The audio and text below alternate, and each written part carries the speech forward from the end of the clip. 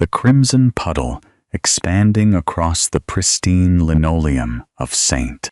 Jude's loading dock belonged to Chicago's most ruthless ghost. Alice Higgins, an overworked, plus-size triage nurse, drowning in student debt, should have called hospital security. She should have run. Instead, she pressed her bare hands into the bullet wound of a Mafia kingpin. That single, frantic choice sealed her fate. And now, the Underworld's most dangerous predator absolutely refuses to let her go. Fluorescent lights buzzed overhead with a maddening, relentless hum. It was 3:14 a.m. on a Tuesday at St. Jude's Medical Center in downtown Chicago, the absolute dead zone of the graveyard shift. Alice Higgins was currently running on 3 hours of sleep, 2 stale powdered donuts, and a dangerously large iced coffee from the 24-hour drive-thru on Michigan Avenue. Being a plus-size woman in a high-intensity nursing job meant her body was constantly under scrutiny, but her stamina was unmatched. While the resident doctors were dozing in the break room and her fellow nurse, Brenda, was catching up on reality TV at the front desk, Alice was restocking the trauma bays. That was when she heard the screech of tires. It wasn't the heavy, mechanical groan of an ambulance.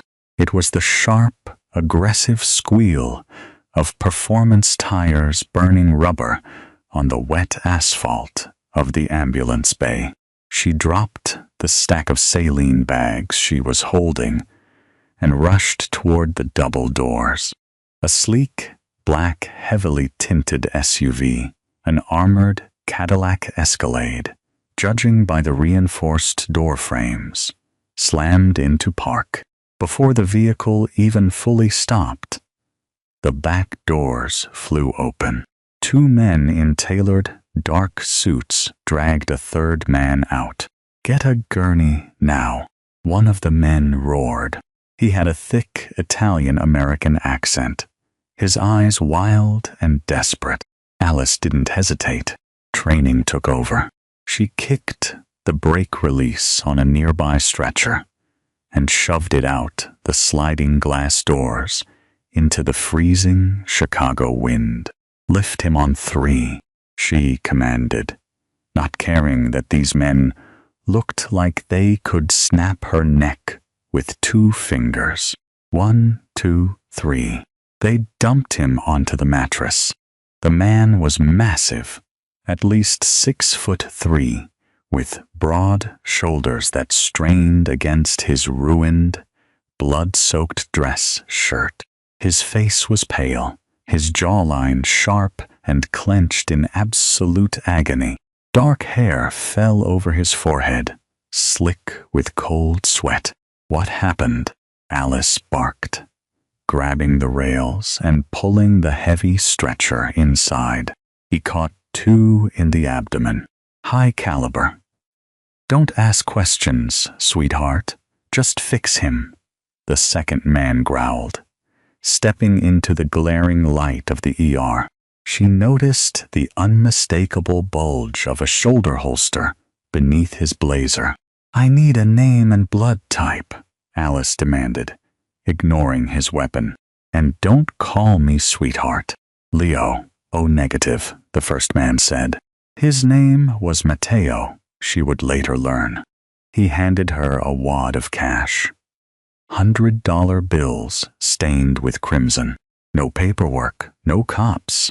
You keep him off the books, or we burn this hospital to the ground. Keep your money." Alice snapped, tossing the bills onto the counter. Brenda, page doctor. Miller, trauma bay 1, massive hemorrhage.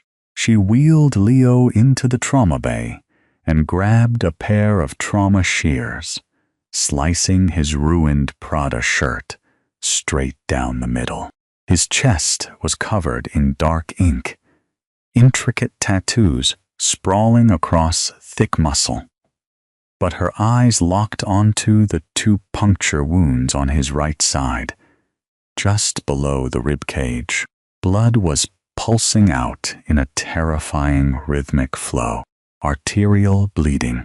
"He's crashing," Alice muttered to herself, grabbing a stack of gauze and pressing down with all her body weight. Because of her size, she could put substantial leverage into the pressure, locking her elbows and leaning hard into the wound. Suddenly, a massive, blood-slicked hand shot out and gripped her wrist like a vice. She gasped, looking down. Leo's eyes were open. They were a piercing, terrifying shade of amber, like a wolf caught in the headlights. Despite the massive blood loss, his grip was iron tight. "Don't! Stop!" he rasped, his voice a gravelly, low baritone that vibrated through the chaotic room. "I'm not going anywhere, tough guy." "Keep your eyes open," she told him, matching his intense gaze. "Look at me. What's your favorite color?" "What?" he coughed, a fine mist of blood spraying his lips. "Keep talking to me. What's your favorite color?" she yelled, leaning harder into his abdomen. "Green," he grunted, his eyes dropping to the emerald green scrubs she was wearing. "Like you." Dr. Miller burst through the doors, looking disheveled, but snapping his gloves on. "What do we have, Alice?" 2 GSWs to the right upper quadrant. Suspicion of hepatic artery laceration. He's O negative. BP is dropping. Heart rate is 130. She rattled off, not breaking eye contact with Leo. "All right. Let's get him to the OR immediately. Alice, you keep that pressure on until we have him on the table." "Ride the gurney, doctor," Miller ordered. Alice climbed up onto the edge of the stretcher, her knees sinking into the mattress beside his hips, maintaining the heavy, life-saving pressure as the orderlies sprinted them toward the surgical elevators. Leo never let go of her wrist. Even as the anesthesia began to hit him in the OR, his thumb weakly stroked the pulse point on her arm. "Green," he whispered one last time before his amber eyes rolled back. She stayed in the scrub room for an hour, covered in his blood, staring at the wall. The men in suits had vanished. The money was gone from the triage desk. By the time her shift ended at 7:00 a.m., there was no record of a Leo in the hospital system. It was as if the ghost of the Underworld had simply evaporated into the Chicago mist. But she could still feel the bruising grip of his fingers on her skin.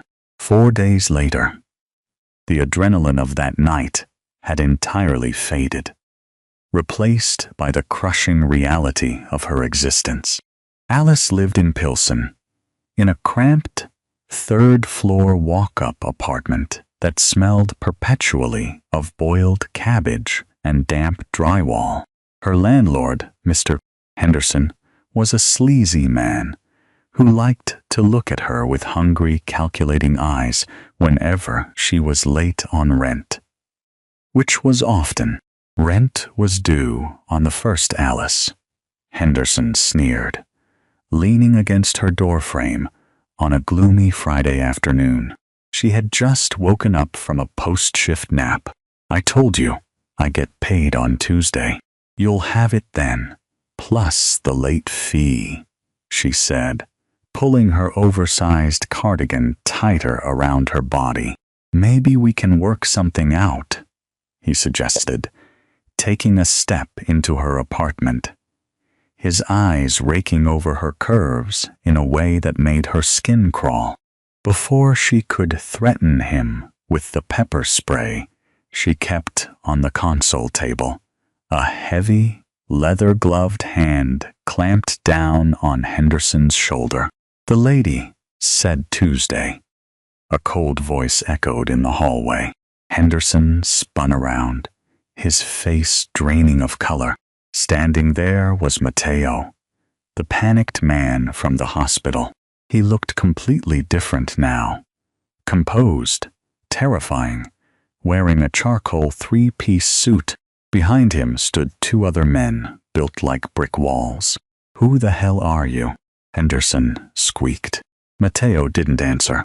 He simply shoved Henderson backward, with a force that sent the landlord stumbling down the stairs, scrambling to his feet, and sprinting out of the building without looking back. Mateo turned his attention to her. "Alice Higgins. How do you know my name?" she demanded, her heart hammering against her ribs. "How did you find me? When you save the boss's life, we tend to do our homework," Mateo said smoothly, stepping into her apartment uninvited. He glanced around at her thrifted furniture and the stack of past-due bills on her kitchen counter. "Pack a bag. You're coming with us." "Excuse me, I most certainly am not." Alice planted her feet, crossing her arms over her chest. She wasn't some tiny, fragile girl who could be easily intimidated. She stood her ground, her stature giving her a sense of solid, immovable defiance. "I have a shift at St. Jude's tonight. You need to leave." "Mr. Castellano insists," Mateo said, dropping a bombshell. "Castellano. Leo Castellano. The head of the Castellano crime family. The syndicate that ran the docks, the unions, and half the politicians in Illinois." The realization hit her like a physical blow. The bleeding man on her stretcher was the undisputed king of the Chicago underworld. "I don't care if he's the Pope. I'm not going anywhere," she said, her voice trembling slightly despite her bravado. Mateo sighed, reaching into his breast pocket. He pulled out an iPad and tapped the screen, turning it toward her. It was security footage from the hospital loading dock. It showed the rival gang. "The Antonelli crew," Mateo explained, bribing a hospital security guard to get the tapes. "They saw your face, Alice. They know you're the one who kept him alive long enough to get to surgery. By saving Leo, you made an enemy of the Antonellis. You aren't safe here. In fact, if we hadn't been watching your building for the last 3 days, you would already be dead." A cold sweat broke out on her neck. "Watching me? Leo is out of the hospital. He discharged himself against medical advice because the hospital isn't secure. His incisions are infected. He needs a private live-in nurse. He requested you, exclusively." Mateo stepped closer, his tone leaving no room for negotiation. "You can come willingly and be compensated more in a month than you make in 5 years at St. Jude's, or I can throw you over my shoulder and carry you to the car. Your choice." Alice looked around her dingy apartment. She looked at the eviction warning on the fridge. She thought about the Antonelli cartel hunting her down. "I have conditions," she said, her voice hardening. Mateo raised an eyebrow. "Name them." "I bring my own medical supplies. I get a private room with a lock on the door. And if he dies on my watch, you don't shoot the messenger." Mateo actually smirked. "Deal. Get your things." An hour later, Alice was sitting in the back of an armored Maybach, speeding toward the Gold Coast, Chicago's most affluent and exclusive neighborhood. The transition from her grimy street in Pilsen to the towering glass high-rises overlooking Lake Michigan was jarring. They pulled into a private underground garage, heavily guarded by men holding submachine guns under their coats. She was escorted into a private elevator that required retinal scans to operate. The doors opened directly into a penthouse that took her breath away. It was a sprawling expanse of floor-to-ceiling windows, dark mahogany wood, and Italian leather. The city sparkled below them like a sea of crushed diamonds. "He's in the master suite," Matteo said, pointing down a long, dimly lit hallway. "Good luck. He's not in a good mood." Alice tightened her grip on her medical bag. She was a professional. She had dealt with belligerent drunks, violent addicts, and arrogant surgeons. A grumpy mafia boss wasn't going to break her. She pushed open the heavy oak doors to the master bedroom. It was massive, smelling of expensive sandalwood and copper. The unmistakable scent of blood. Leo Castellanos was propped up against a mountain of black silk pillows in a king-sized bed. He was shirtless, thick bandages wrapping around his heavily tattooed torso.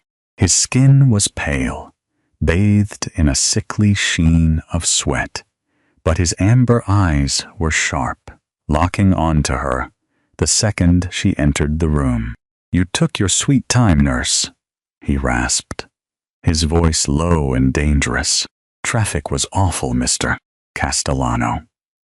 Plus, I had to pack my entire life into a suitcase because your goons dragged me out of my home."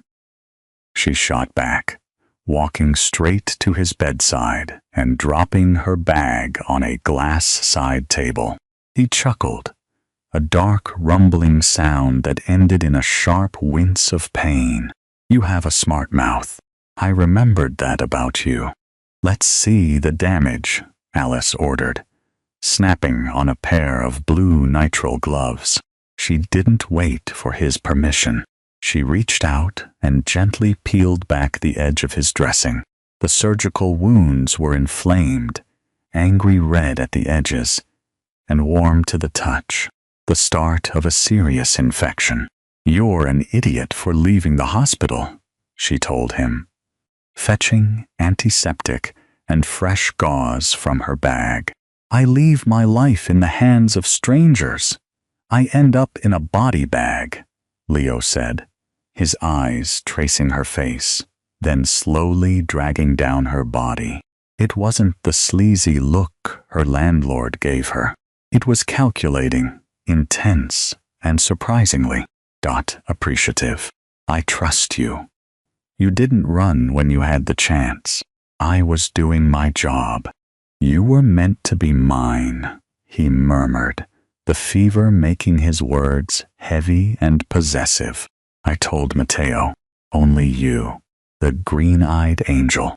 My eyes are brown, Leo, and I'm wearing a gray sweater," she replied dryly, dabbing the antiseptic onto his wound. He flinched, his hand shooting out to grab her wrist, exactly like he had in the trauma bay. The heat radiating from his skin was alarming.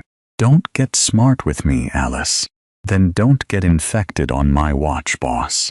The next 2 weeks were a grueling test of wills. Leo Castellano was the most stubborn, demanding, and infuriating patient Alice had ever encountered.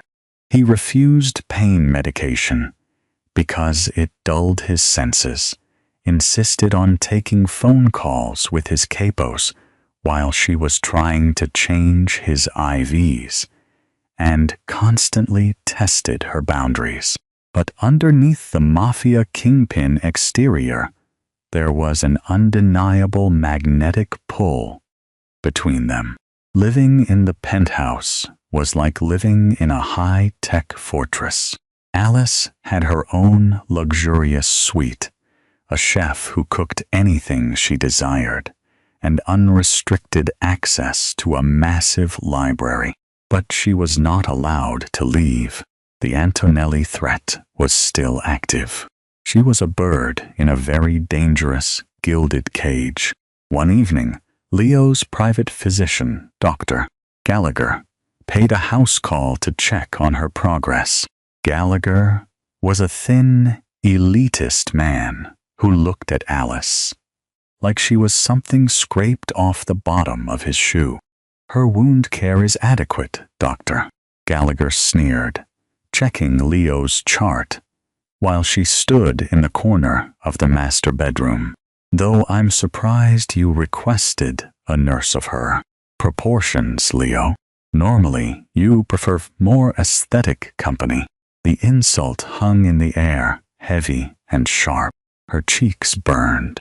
She was used to microaggressions about her weight, but having it weaponized in front of Leo stung more than she cared to admit. She looked down, biting her lip to keep from snapping back. The atmosphere in the room shifted instantly. The ambient temperature seemed to drop 10 degrees.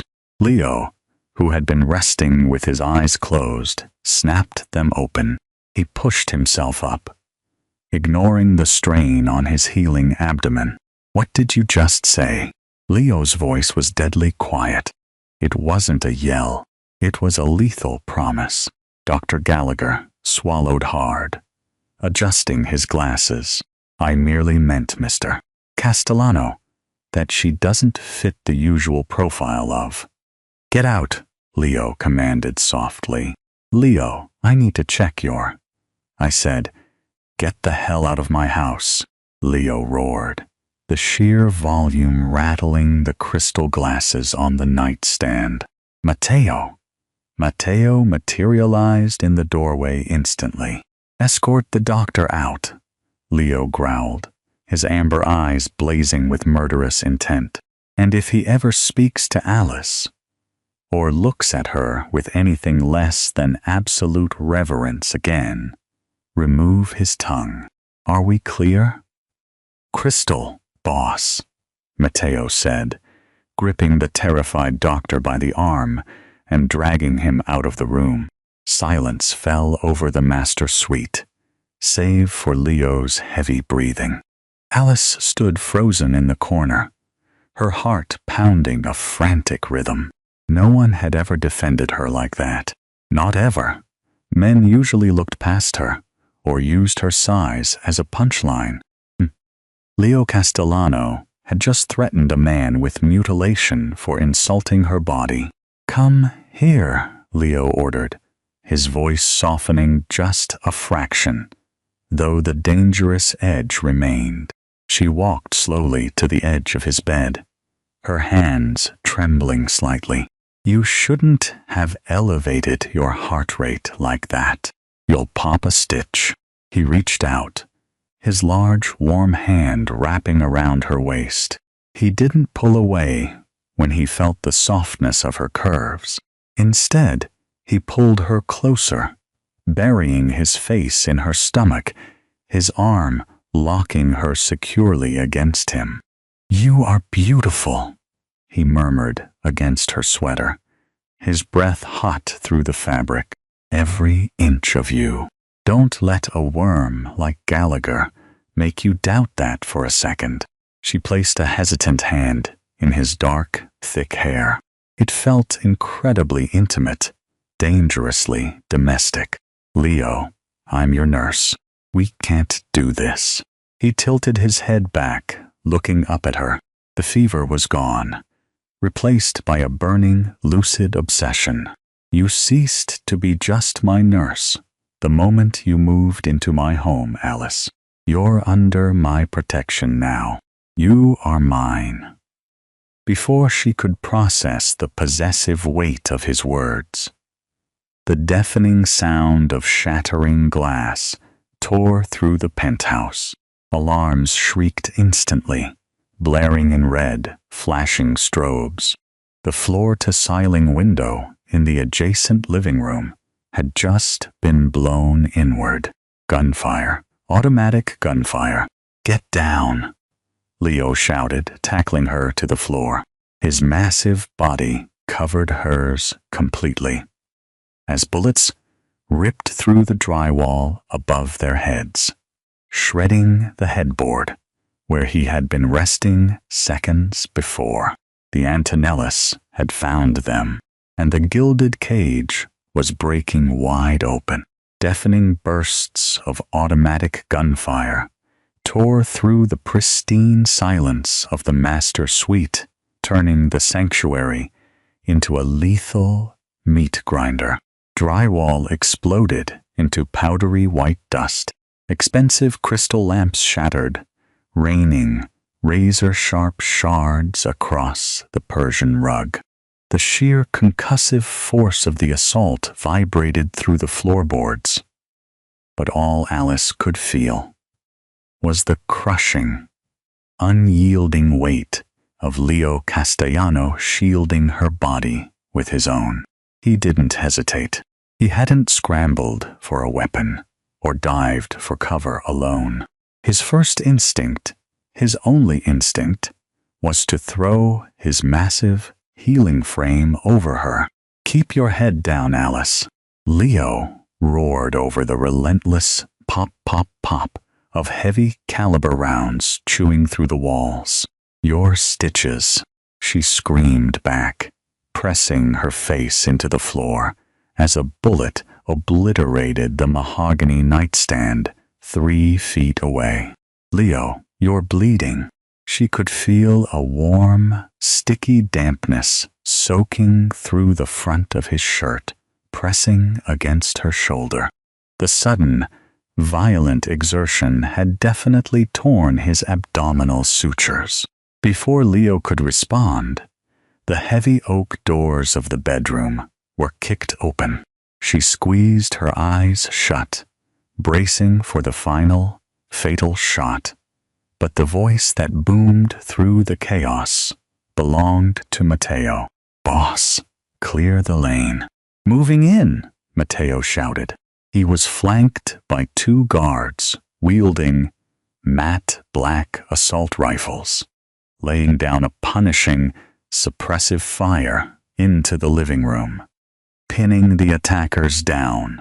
The air instantly grew thick with the acrid, metallic stench of cordite and burnt gunpowder.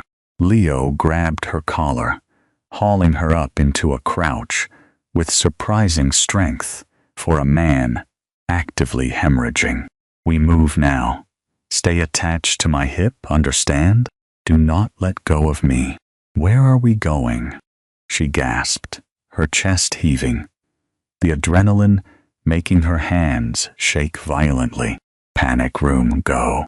They scuttled across the floor in a low crawl, dodging the sweeping beams of laser sights cutting through the dust. Matteo and his men formed a human barricade behind them, trading brutal, deafening volleys with the Antonelli hit squad. The sheer scale of the betrayal struck Alice in a flash of terrifying clarity. This wasn't a random drive-by. You don't just casually stroll into a biometric-secured Gold Coast penthouse. Someone on the inside had sold the Underworld king out. Leo shoved her into his massive walk-in closet, slamming his bloodied hand against a hidden keypad behind a row of custom Italian suits. The back wall hissed, sliding open to reveal a steel-reinforced elevator. "Get in," he commanded, practically throwing her inside before turning back to the bedroom. "Matteo, fall back." Matteo and 1 surviving guard sprinted into the closet just as a grenade detonated in the living room, the shockwave knocking them all off their feet. The reinforced steel doors of the elevator clamped shut just as a hail of bullets pinged harmlessly against the exterior. The elevator began a rapid, stomach-dropping descent. The sudden silence inside the steel box was ringing, broken only by their ragged breathing, and the horrifying wet sound of Leo collapsing against the back wall. "Leo!" She scrambled toward him, sliding on her knees. His face had gone chalk white, a stark contrast to his dark hair and amber eyes, which were now glazed with pain. "I'm fine," he grunted, though his hand was clamped over his right side, blood seeping aggressively between his fingers. "You are a terrible liar," she snapped, the triage nurse in her completely overriding her fear of the Mafia boss. She grabbed his wrists and forcibly pulled his hands away. The pristine white bandages she had applied hours ago were saturated in deep crimson. "Boss, they hit the underground garage," Mateo said grimly, checking the security feed on his phone. "They bypassed O'Rourke's security detail completely. This is an inside job. Victor Antonelli must have bought off the night shift. If O'Rourke is dirty, I want him breathing when I find him. I'll peel his skin off myself," Leo wheezed, his jaw clenched in absolute fury. "Is the backup transport secure?" "Yes. The armored decoy is waiting in the sub-basement. We're going to Lake Geneva." The elevator ground to a halt. They were 3 levels beneath the Chicago streets. Alice stripped off her cardigan and balled it up, pressing it brutally hard against Leo's bleeding side. He let out a sharp, guttural hiss. "I warned you not to get your heart rate up," she muttered, her hands slick with his blood. "You're a harsh woman, Alice," he panted, a dark, dangerous smile pulling at his lips despite the agony. "I think I like it."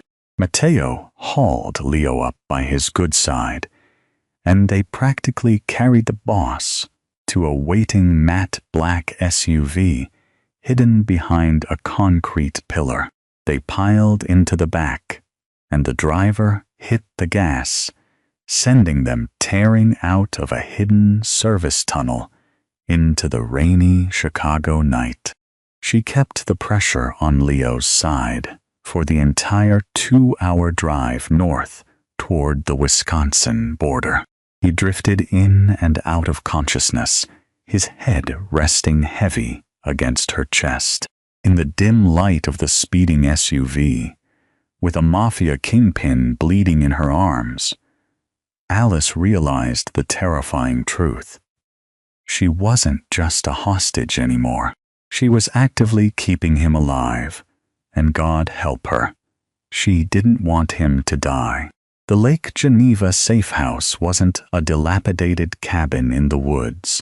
It was a sprawling, brutalist fortress made of concrete, glass, and steel, hidden deep within 50 acres of private forest. By the time they arrived, Leo was burning with a fresh fever, his body rejecting the trauma of the torn stitches and massive exertion.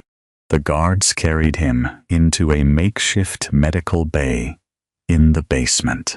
It was stocked better than her ER at St. Jude's, complete with surgical lights, oxygen tanks, and a sterilization autoclave. "Everyone out," Alice ordered, snapping on a fresh pair of gloves and ripping open a sterile suture kit. "I need to stay with him," Mateo argued, his hand resting on his holstered weapon. "Unless you know how to perform a layered fascial closure." "Mateo, you are just taking up my oxygen. Get out, secure the perimeter, and let me do my job," she shouted, the exhaustion and adrenaline finally boiling over. Mateo blinked, clearly unused to being barked at by anyone other than Leo. He looked at his boss. Leo, pale and sweating on the surgical table, gave a weak, dismissive wave of his hand. Mateo nodded respectfully and stepped out, locking the heavy steel door behind him. For the next 2 hours, it was just her, the glaring overhead lights, and the broken body of Chicago's most feared man. She administered a local anesthetic. He still refused general sedation and went to work. She carefully cleaned the torn tissue, clamped a minor bleeder that had ruptured, and began the tedious process of resuturing the muscle wall and skin. He didn't make a sound. His amber eyes remained fixed on her face, tracking every micro-expression, every bead of sweat that rolled down her temple. It was unnerving. "You stare too much," she murmured, tying off the final knot and snipping the thread. "I'm committing you to memory," Leo replied, his voice a low, gravelly rasp. "In case I don't make it. You're not going to die from a torn stitch, drama queen. You're just going to have an uglier scar," she said, grabbing a warm, wet towel to clean the dried blood from his chest. As she dragged the towel over his heavily tattooed skin, tracing the intricate lines of ink that covered his pectorals and stomach. Her hand slowed. She was acutely aware of the hard muscle beneath her fingertips, the slow, rhythmic thud of his heart. Suddenly, his large hand shot out, capturing her wrist, not tightly like he had in the hospital, but with a firm, deliberate gentleness. "Why did you protect me today, Alice?" he asked, his gaze piercing straight through her professional armor. "When the shooting started, you didn't run for the door. You grabbed onto me. She faltered, her breath catching in her throat. She couldn't look away from those wolf-like eyes. "You were protecting me. It's basic human decency. In my world, there is no decency. There is only loyalty and betrayal," Leo said, his thumb slowly brushing against her pulse point. It was racing. "I have men who have sworn blood oaths to me, who eat at my table, who just sold me out to Victor Antonelli for a briefcase of cash.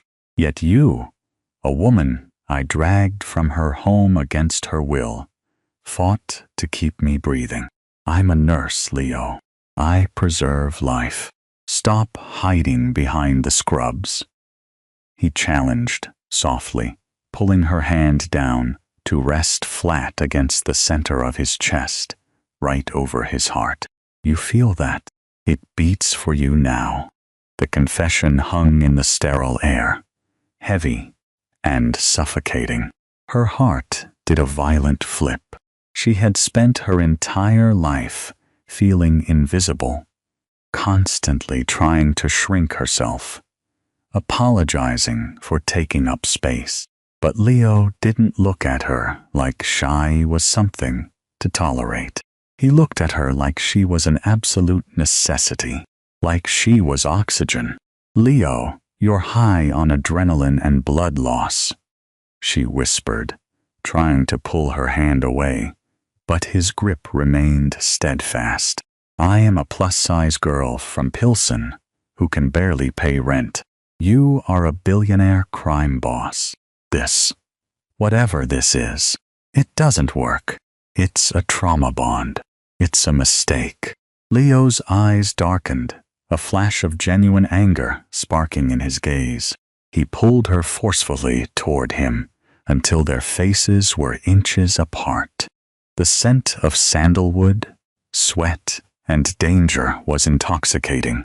"Never insult my intelligence by telling me what I feel, Alice," he growled softly, his breath fanning across her lips. "I don't care where you're from. I don't care about your rent. And if one more person brings up your size as if it's a flaw, I will bury them under the foundation of this house. You are magnificent. You are fierce. and you are mine. I knew it the second you told me not to die in that trauma bay. Before she could formulate a defense against the overwhelming intensity of his words, a heavy knock echoed against the steel door. "Boss," Mateo's muffled voice called out. "We found him." Leo's expression shifted instantly from possessive lover to ruthless predator. The warmth in his eyes vanished, replaced by an arctic, calculating chill. He released her wrist and sat up, ignoring her hiss of protest as his fresh stitches pulled tight. "Bring him in," Leo commanded. The door swung open, and Mateo dragged a bloody, bruised man into the room, throwing him onto the tile floor. It was Arthur O'Rourke, the head of Leo's security detail, the man who had sold them out to the Antonellis. O'Rourke was sobbing, blood pouring from a broken nose. "Mr. Castellano, please. They took my wife." Victor Antonelli said he'd kill her if I didn't disable the perimeter alarms. I had no choice. Alice took a step back, horrifyingly aware that she was suddenly standing inside a Mafia execution chamber. The reality of Leo's world crashed down on her, shattering the fragile, romantic bubble they had just built. Leo slowly swung his legs over the side of the surgical table. He didn't look angry. He looked hollow, completely detached from human empathy. He walked over to the supply tray, picked up a steel surgical scalpel she had just used, and looked down at the traitor. "Alice," Leo said, his voice terrifyingly calm. "Turn around and cover your ears." "Leo, no," she pleaded, her voice trembling. "Don't do this." He was trying to save his family. Leo paused, turning his head to look at her. The conflict in his eyes was palpable. He was a monster who ruled through fear and violence. But she was asking him to be a man. "He almost got you killed, Alice," Leo said, his voice dropping to a deadly whisper. "For that alone, he deserves to be carved into pieces." "If you do this in front of me," she said, standing her ground, her hands balled into fists to hide her shaking, "you prove you're exactly the monster everyone says you are, and I will never look at you the same way again." The silence in the room was absolute. Mateo shifted uncomfortably, staring at the floor. O'Rourke whimpered on the tiles. For 10 agonizing seconds, Leo Castellano, the undisputed king of the Chicago underworld, stared down the barrel of her ultimatum. Then, with a loud, metallic clatter, he dropped the scalp spool onto the stainless steel tray. "Mateo," Leo said, never breaking eye contact with her, "take him to the basement. Break his legs. Ban him from Chicago. If I ever see his face again, I'll finish the job." "Yes, boss," Mateo said, hauling the weeping man out of the room. When the door clicked shut, Leo leaned heavily against the table, exhausted. He looked at her, completely vulnerable, stripped of his armor. "I spared him for you," Leo confessed, his voice ragged. "I let a traitor live. It goes against everything I am, everything that keeps me alive." She walked over to him, the fear melting into an overwhelming, terrifying affection. She wrapped her arms around his waist, avoiding his wounds, and buried her face in his chest. He immediately wrapped his arms around her, burying his face in her hair, holding her like she was his anchor in a raging storm. "You saved his life," she whispered. "No, Alice," Leo murmured, kissing the top of her head, his grip tightening protectively. "You're saving mine." Winter slammed into Lake Geneva with brutal, unforgiving force, freezing the massive body of water into a sheet of solid, opaque glass. Inside the concrete walls of the Castellano safe house, however, a different kind of storm was brewing. 2 weeks had passed since the ambush at the Gold Coast penthouse. 2 weeks of isolation, intense physical therapy, and an agonizingly slow erosion of the professional boundary she had tried so desperately to maintain. Leo was healing. His body, a roadmap of violent encounters and underworld survival, was resilient. As his strength returned, so did his overwhelming, magnetic presence. He no longer spent his days confined to the basement medical bay. Instead, he commandeered the massive, open-plan living room, overlooking the frozen lake, running his criminal empire through encrypted laptops and burner phones, and he refused to let her leave his sight. "You're pacing, Alice. You're going to wear a groove into the concrete," Leo remarked one afternoon, not looking up from a ledger Matteo had just handed him. He was wearing a dark cashmere sweater that stretched taut across his broad shoulders, looking every bit the ruthless billionaire. "I'm going stir-crazy, Leo," she admitted, crossing her arms over her chest. She was wearing a pair of expensive silk pajamas that he had specifically ordered for her. They draped perfectly over her curves, tailored to fit her plus-size frame, with a reverence she had never experienced from a clothing brand before. "I haven't breathed fresh air in 14 days. I feel like a ghost." He closed the laptop with a soft click. The sheer authority in that single movement caused Matteo and the 2 guards in the room to immediately step outside, closing the heavy mahogany doors behind them. They were alone. Leo stood up, walking toward her with a slow, deliberate prowl. The limp in his step was almost entirely gone. He stopped mere inches away, his amber eyes dropping to take in the way the silk clung to her waist and hips.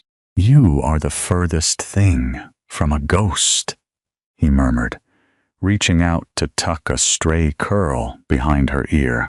His touch was scorching, a stark contrast to the freezing winds, rattling the reinforced glass windows. "You are the most vibrant, substantial thing in my entire world. But if you need air, we will get you air. I can't just go outside, Leo. Victor Antonelli is still looking for us." "Victor Antonelli is a dead man walking," Leo stated, his voice devoid of emotion. "He just doesn't know it yet. My men have dismantled 3 of his warehouses in the last 48 hours. We are choking his supply lines. He will make a desperate move soon, and when he does, I will take his head." The casual violence of his words sent a shiver down her spine, but to her absolute horror, it wasn't a shiver of fear. It was anticipation. The underworld was bleeding into her soul, corrupting her nightingale pledge. She was falling in love with a monster. Before she could respond, a shrill, jarring ringtone pierced the quiet room. It wasn't one of Leo's encrypted business phones. It was a cheap, disposable burner resting on the coffee table. The only people who possessed that number were supposed to be dead or entirely off the grid. Leo's jaw tightened. He picked it up, hitting the speakerphone button. "Speak." Castellano, a raspy, sickeningly cheerful voice echoed through the speaker.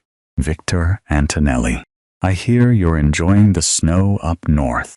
Must be nice, hiding behind reinforced steel while your empire burns in Chicago. My empire is fine, Victor, but your docks seem to be experiencing some severe combustion issues, Leo replied, his tone conversational, though his free hand balled into a lethal fist. Victor chuckled, a wet, grating sound. You always were an arrogant bastard, but I figured out how to bring you out of hibernation. Turns out, your little green-eyed nurse left some loose ends at St. Jude's. Her blood ran cold. The air in her lungs vanished. Say hello, Brenda, Victor coaxed. A muffled, terrified sob crackled over the line. Alice, please? I don't know what they want. They grabbed me in the parking garage. Shut her up.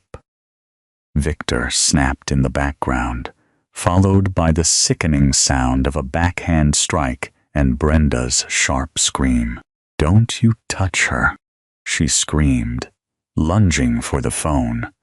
But Leo caught her waist, pulling her hard against his chest to restrain her. Listen to me very carefully, Victor. Leo's voice dropped an octave, vibrating with demonic rage. If you damage a single hair on that woman's head, I won't just kill you. I will eradicate your entire bloodline. I will wipe the name Antonelli from the earth. Big words from a man in hiding, Victor sneered. Tonight, midnight, the old Navy Pier shipping yards, warehouse 4. You come alone, and you bring the nurse. We trade the girls. If you bring your army, or if you don't show, I'll send Brenda back to St. Jude's in several different biohazard bags.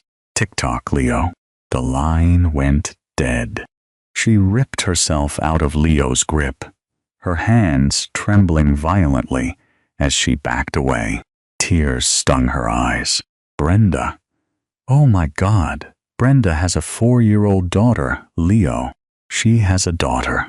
This is my fault. Because I saved you, she's going to die. No one is going to die tonight except Victor Antonelli, Leo said, his amber eyes burning with a terrifying, apocalyptic fire. He hit a button on his smartwatch. Matteo, assemble the strike team. We're going to war. He said to come alone. She panicked, grabbing his arm. He'll kill her if he sees your men. Leo grabbed her face in both of his massive hands, forcing her to look directly into his eyes. The sheer, overwhelming power of his gaze anchored her spiraling panic. Do I look like a man who plays by the rules of a dead cartel boss? Leo asked, his voice a low, soothing rumble that contrasted wildly with his murderous intent. I am the king of this city, Alice, and tonight I am going to show you exactly why. You are going to get dressed. You are going to stand by my side, and we are going to bring your friend home. The Chicago skyline was a jagged silhouette against the pitch-black, starless night. The old Navy Pier shipping yards were a desolate wasteland of rusted shipping containers, broken asphalt, and decaying brick warehouses. The freezing wind whipped off Lake Michigan, biting through the heavy wool of the designer overcoat Leo had draped over her shoulders.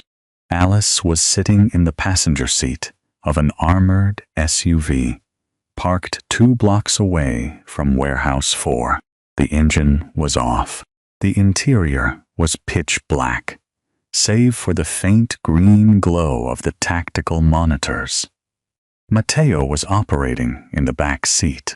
Thermal imaging shows 15 heat signatures inside the warehouse.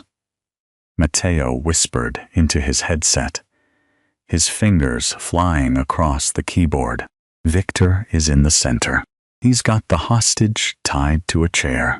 Snipers are in position on the adjacent silos. Strike Team Alpha is stacked at the loading bay doors. Leo was sitting in the driver's seat, loading a high-capacity magazine into a sleek, customized submachine gun. He was dressed entirely in black tactical gear, Kevlar strapped tightly over his healing abdomen. He looked like the Grim Reaper incarnate. He racked the slide of the weapon, the metallic clack sounding deafening in the quiet cab. Then he turned to Alice. "You stay in this vehicle. The doors are locked. The glass can withstand a point-blank blast from a shotgun," Leo commanded, his hand reaching out to cup her cheek. His thumb brushed over her bottom lip. "If something goes wrong, Matteo has orders to drive you straight to a private airstrip. A jet is waiting to take you to a villa in Sicily. You will never have to worry about money or safety again." "Nothing is going to go wrong," she said, her voice shaking, but her gaze unwavering. She reached up and covered his hand with hers. "You promised to bring her back. You promised to come back to me. I am a man of my word, Alice." He leaned across the console and kissed her. It wasn't a gentle, reassuring kiss. It was bruised, desperate, and fiercely possessive, a brand on her soul claiming her as his. When he pulled away, his eyes were wild. "Watch the monitors. Watch what happens to men who threaten what is mine." Leo opened the door and stepped out into the freezing wind, melting instantly into the shadows of the shipping yard. For the next 10 minutes, the silence was absolute torture. She stared unblinking at the thermal monitors in the back seat. She saw the green cluster of dots representing Antonelli's men. She saw the single dot that was Brenda. And then she saw a solitary, massive heat signature walk straight through the front doors of Warehouse 4. "Leo, he's in," Matteo breathed. Inside the warehouse, a microphone hidden on Leo's tactical vest broadcast the audio directly into their SUV. "Castellano!" Victor Antonelli's voice echoed, tinged with a nervous tremor. "I told you to bring the nurse. The nurse is untouchable, Victor." Leo's voice was deathly calm, echoing through the cavernous space. "But I brought myself. Let the St. Jude's girl go, and I'll let you choose the caliber of the bullet I put in your skull." "Arrogant to the end," Victor shouted. "Kill him! Executu," Leo said softly. The ensuing chaos was catastrophic. Through the headset, the deafening roar of synchronized sniper fire erupted. On the thermal monitor, 6 of Antonelli's men instantly dropped to the ground, their heat signatures fading. Before the surviving thugs could even raise their weapons, the loading bay doors blew completely off their hinges in a massive blast of C4. Strike Team Alpha flooded the building. The gunfire was a relentless, rolling thunder. Target secured. Hostages shielded. A voice barked over the tactical comms. "Hold fire! Hold fire!" Leo roared, his voice cutting through the bloodbath. The shooting abruptly stopped. "Matteo, bring the car up," Leo ordered over the comms. Her heart hammered against her ribs as Matteo scrambled into the driver's seat, throwing the massive SUV into drive and tearing down the broken asphalt. They smashed through a chain-link fence, the armored grille absorbing the impact like it was paper, and screeched to a halt inside the sprawling, smoke-filled warehouse. The scene was a slaughterhouse. Bodies in Antonelli, colors littered the concrete floor. Castellano operatives, heavily armed and masked, stood in a tight perimeter. In the center of the room, Brenda was sobbing hysterically, covered by a tactical blanket, unharmed.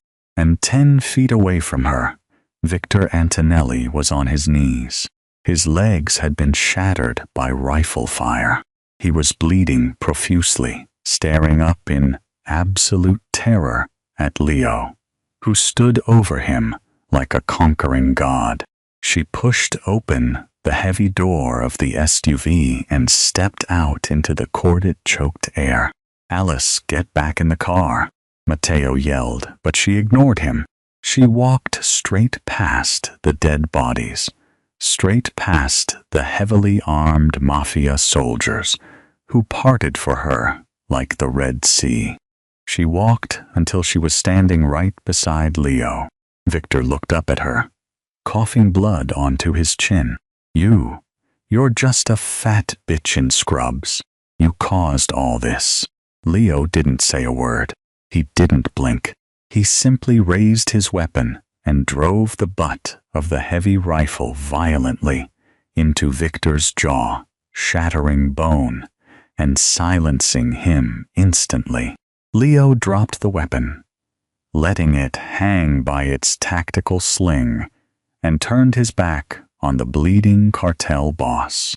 He looked down at her, his chest heaving, his hands coated in the ash and blood of his enemies.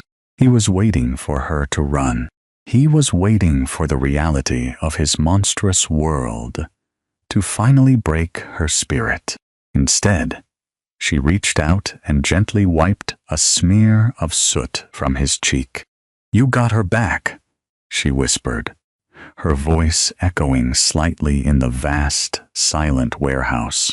"I told you," Leo said, his voice dropping into a ragged, reverent whisper.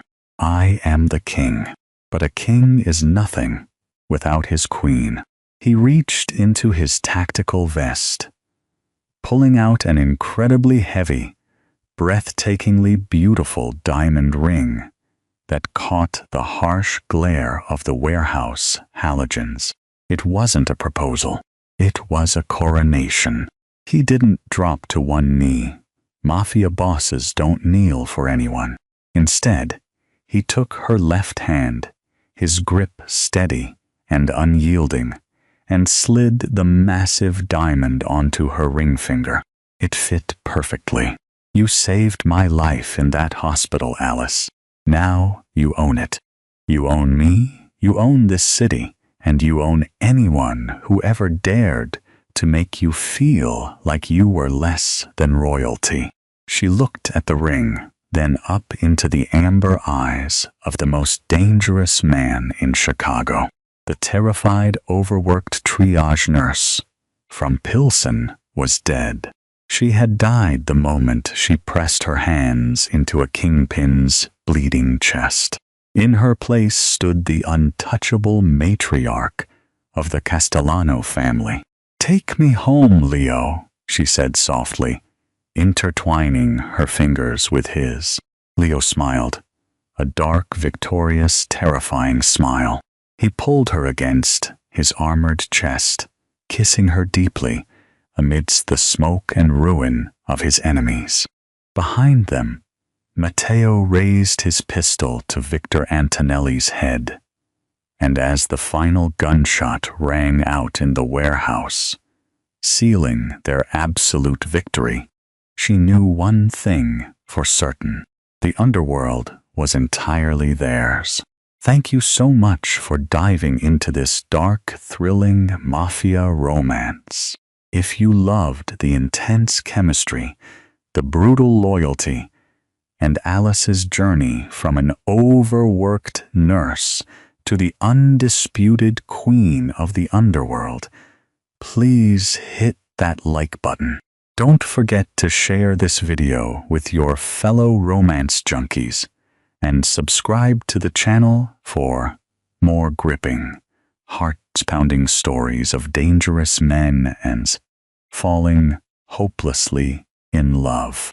Drop a comment below telling us your favorite twist and ring that notification bell so you never miss out on our next wild ride.